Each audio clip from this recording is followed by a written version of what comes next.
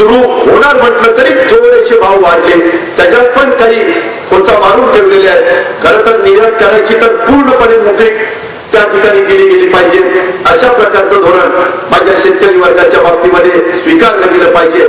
आणि साहेबांनी इतके वर्ष काम करत असताना तीच भूमिका स्वीकारलेली होती. आता तर काही जण पवार साहेबांना सातत्याने त्या ठिकाणी बदनाम करण्याचा प्रयत्न करतात. माझं असंच भाजपचे गोपीनाथ मुंडेंनी सांगितलं की पवार साहेबांनी एनरॉन मध्ये नुकसान केलं, त्या एनरॉनचा किती फायदा होतो ते तुम्हालाही कळतं.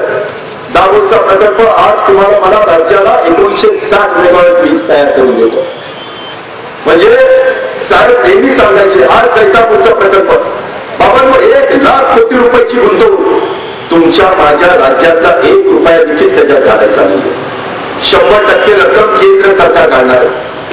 1,00,000 कोटी रुपये जैतापूरला 10,000 मेगावॅटच्या करता खर्च करत असताना अनिल काकोडकर सांगतायत की त्याच्यामध्ये सर्वात स्वच्छ जगाने जर वीज कुठली मान्य केलेली असेल तर ती न्यूक्लिअर पासून अणुपासूनची आहे.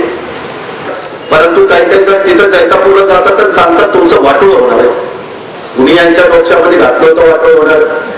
म्हणजे ही लोक ज्यावेळेस जैतापूर सारख्या प्रकल्पाला विरोध करतात म्हणजे तुमच्या राज्याला माझ्या राज्याच्या विकासालाही विरोध करतात.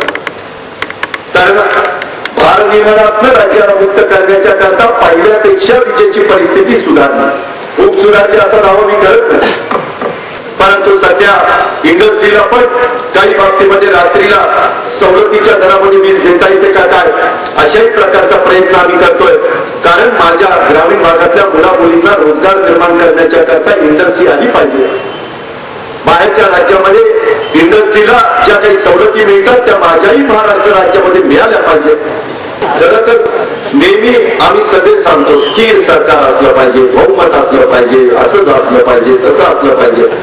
पण ज्यावेळेस आम्हाला कुणाला संधी द्यायची म्हटलं तर ते कोल्हापूरवाले तर गमतच करायचे. 3-3 महिन्याला महापौर बदलायचे. मी कोल्हापूरला आणि जायचो सभेला, म्हणजे वर्षात प्रत्येक वेळेस गेलं की विचारावं लागायचं यावेळेस कोण महापौर आहे तुमचा. कारण मागचा महापौर आम्ही पुढच्या ट्रिपला जाईपर्यंत बदललेला असायचा. मित्रांनो तसं म्हटलं सहकारातनं पण निवडून येतात, हे काही गेल्या गमाण्याचं काम नाही. सगळ्यात आमदार होणं खासदार होणं एक वेळ सोपं, परंतु बँकेला तालुक्याच्या ठिकाणाहून विकास सोसायटीच्या प्रतिनिधीमधनं डायरेक्ट होणं लय आवडतं. कारण सगळे अर्कच असतात. त्या गावामध्ये जे सगळे वाळून टाकलेलं असतो की नाही त्या सोसायटीचा चेअरमन असतो. जे सगळ्यात टगेगिरी करेल पण चेअरमन होतो. तुम्हाला चांगला विश्वासराव तुमच्या जागा माणूस चेअरमन होऊ शकतो का? नाही होऊ शकत. सरळ मार्गी माणूस कधी चेअरमन होणार. त्याच्यामध्ये आमच्यासारखीच टगेगिरी करणारे असतो तरी चेअरमन. आम्ही माझ्या तालुक्याचा डायरेक्टर आहे, त्याच्यामुळे मी तिथलं निवडून देतो म्हणल्यावर विचार करावा. परंतु मित्रांनो याच्यातला गमतीचा भाग जाऊ द्या. परंतु खरोखरीच सहकारामध्ये फार आता कायदे आम्ही खूप कडक केलेले.